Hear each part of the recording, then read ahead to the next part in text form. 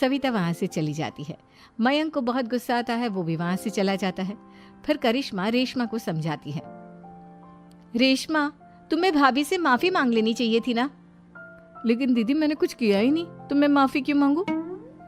हाँ करिश्मा दीदी, रेशमा दीदी जैसे ही घर में आई भाभी ही उन पर चिल्ला रही थी। हाँ मैं मानती हूँ कि गलती भाभी की थी।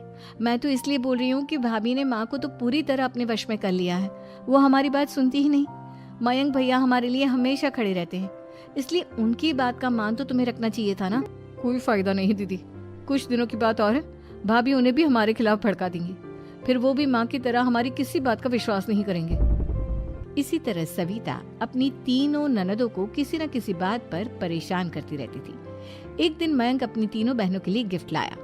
क्या रेशमा, ये तुम्हारे लिए हार का सेट, रेशमा तुम्हारे लिए सुंदर सी ड्रेस, और मनीषा तुम्हें किताबें पसंद है ना, तुम्हारे लिए किताबें लाया हूँ। थैंक यू भैया। थैंक यू भैया। थैंक यू भैया। करिश्मा, तुम्हारा नेकलेस कितना सुंदर है, ये भैया कहाँ से ले आए होंगे? मैंने भैया को 3 दिन पहले फोन पर ये डिजाइन दिखाया था और आज भैया ये ले आए।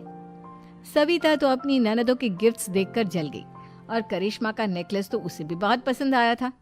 अपनी बहनों के लिए कितना अच्छा नेकलेस लेकर आए हैं, मुझे कभी कोई गिफ्ट नहीं दिया। मैं आज ही ये हार चुरा लूंगी। रात में सविता करिश्मा का हार चुरा लेती है और इसी तरह उसे अपनी ननदों की जो भी चीज अच्छी लगती वो उसे मांगती नहीं, बल्कि रात के अंधेरे में चुरा लेती। इसी तरह दिन बीतते गए और सविता ने मयंक के दिल में भी उसकी बहनों के लिए नफरत पैदा कर दी। एक दिन मयंक ने करिश्मा और रेशमा के लिए रिश्ता देखा और ये बात उसने घर में सबको बताई।